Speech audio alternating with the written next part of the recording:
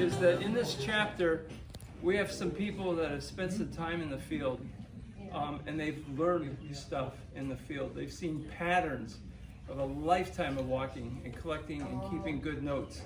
And so periodically, we're going to call on people to come and share. And we've already had Jeff come.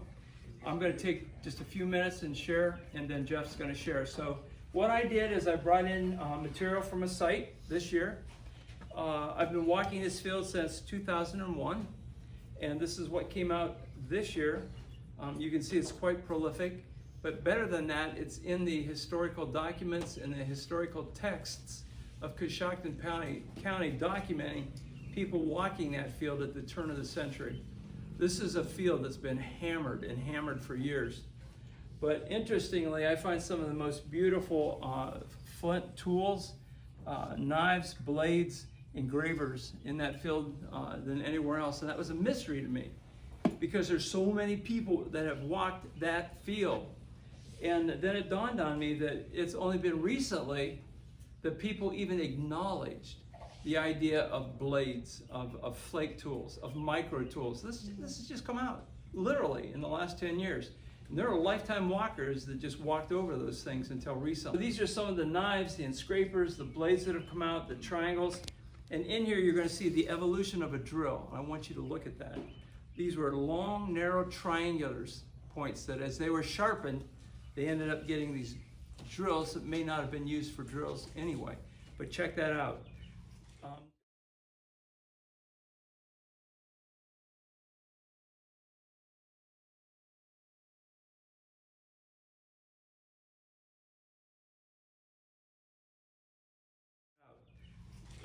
This is not, it's not a table full of rocks.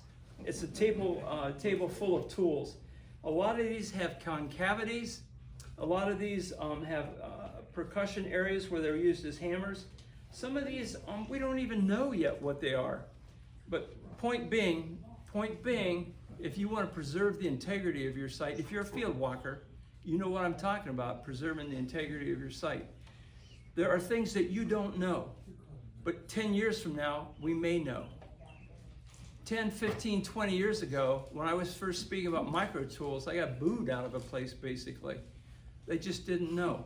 It's progressive. We're Jeff, he's getting ready. He's getting ready. But we are progressively learning. For example, hammerstones on a site. One field I walked last year, almost 50 hammerstones. Wow. And there were probably another 20 or 30 that I call them wannabes. They wanted to be a hammer, but they weren't. And I just let them lay in the field. And I got to thinking about that. I thought, you know what? If I'm going to send my kids down to a river to collect stones to be used as hammers, I don't know how many I'm going to need. And the kid gets in trouble anyway. So bring up 200 hammerstones for me. And so basically you end up getting a cache on a site of wannabes. They just didn't use them yet.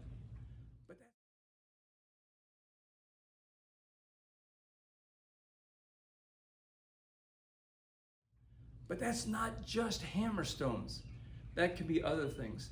And that's why we find these caches, a lot of caches in Coshocton County. Some of them are just first stage preforms. Some of them are blanks, but they're caches. They're genuine caches. What I've got, and I want you to take a look at them, is a wide range of material. And, and this is the one that you always want to find when you're near your car. Or it ends up on a fence post and you never go back and get it, right? All right, this is great. This is a beautiful mortar.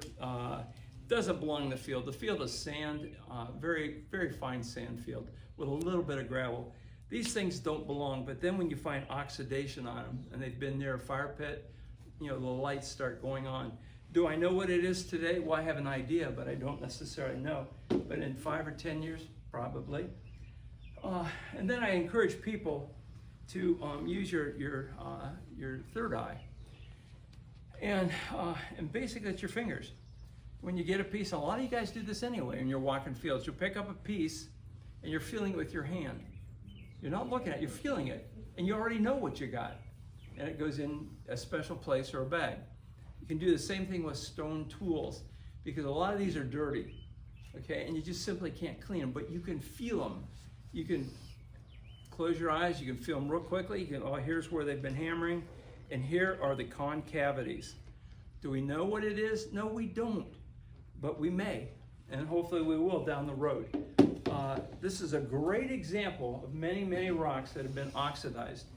Heat just makes the iron in a stone turn to orangey or reddish or yellowish, and you'll see that most of these have been heated. I walk with a trowel. A lot of people walk with a golf club or bamboo pole, and I'll match them any day of the week because their field of range, their eyesight is not geared to this distance. Your best range is down here. And that's why kids find way more than we do, because they're right by the ground.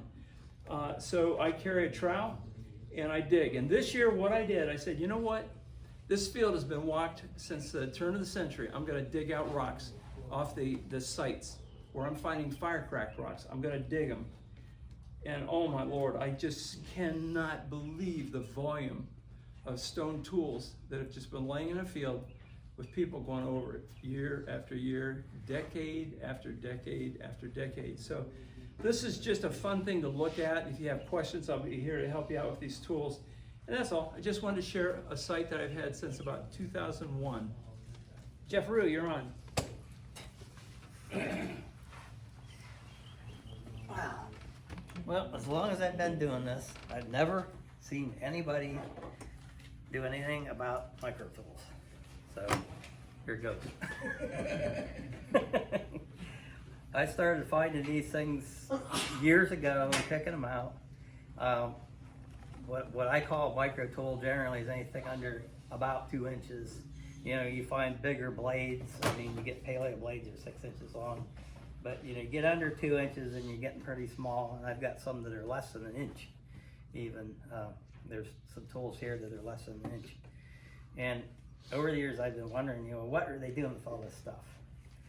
And I started, the winter before last, I started sorting through some of this stuff. And then a couple of my friends allowed me to dig through their junk pile that they throw out. They're not really interested in anything but the points. So I went through a bunch of their stuff and I picked out 300 or 400 more of them. So I started looking, trying to kind of categorize them a little bit. Because I'm wondering, you know, they're doing certain jobs with these, but what are they doing? So I kind of came up with this thing here I did the other night. And I came up with sort of about 6 basic tools. And a lot of them have more than one tool on one piece. And they're made on waste flakes, most of them. They're just waste flakes. But they're making all these little tools. And anyway, this is kind of what I came up with. These are drawings that they're all in my collection, except the Hopewell bladelets. I just did that, kind of made those up. You all pretty much know what a Hopewell bladelet is. That's easy. Usually they're knocked off a core. The foot ridge cores, probably most of you know about those. And they have either 2 or 3 faucets on the top. And generally they seem to have used them without resharpening. I'll hold this so you can see it. Okay, they don't really.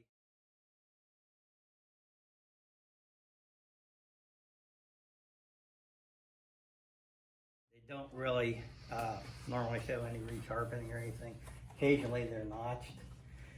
But there are a lot of other bladelets that I find, and a lot of them are darker flints. I think they're probably all older than Hopewell, and they're in every shape and form, but they're like these.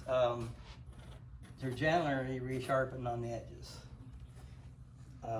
unlike the Hopewell blades. So I think most all of them probably predate the Hopewell. And a lot of them are probably pretty early archaic. I feared maybe even paleo, some of them. But they can be about any shape. Some of them are really small. The second thing I found is these notches. Oh, and bladelets are, I assume, a cutting tool. You know, usually they're a cutting tool of some sort. The other thing I see a lot of is notches. Of course, you know, you get these scraper notches, and you'll see this on bigger pieces, or like the hafted shaft scrapers. Usually a notch is a scraping tool.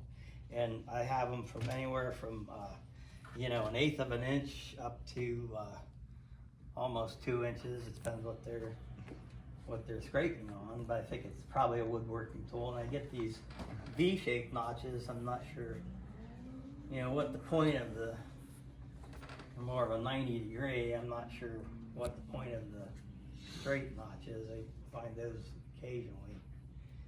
Some kind of a scraping tool, I suppose.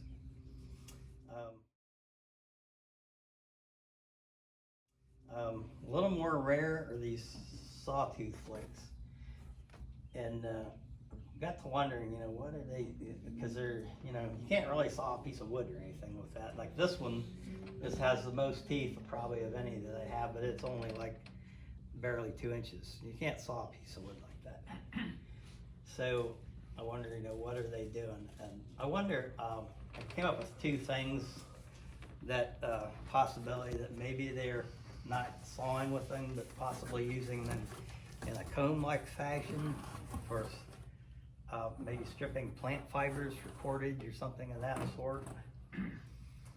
They usually don't have a lot of wear on them, so it's not something heavy duty. But I also find these curved ones like this. I find those, and sometimes they're on a bigger piece of flint, but there's usually only no more than 5 teeth on them. So, you know, what are they doing with that? So one of the rainy days we had a little while back, I did a little experiment, and took this little piece of flint. I'm going to send this around, a piece that has the blue tape on it, just a little chunk of flint, and I chipped about 4 teeth on it. And I sat down and scored and snapped an antler tine off with it, with just that. Now, when you notice, pass it around, it did wear this down. But just that little tool, I cut halfway through that antler, and that is hard stuff. It took me about half an hour to do it. I scored it about halfway through and then snapped it off with the rock. But, you know, it just shows that, you know, you can do a lot with a fairly small piece of flint. And I also wanted to see, I had another idea about these, well, I already mentioned the cordage and stuff like that. You know, maybe they're stripping fibers with them or something, because I find a lot of them that are really fine and they're on really thin flakes. So, and you know, they're not going to take a lot of rough handling, not like this, you know.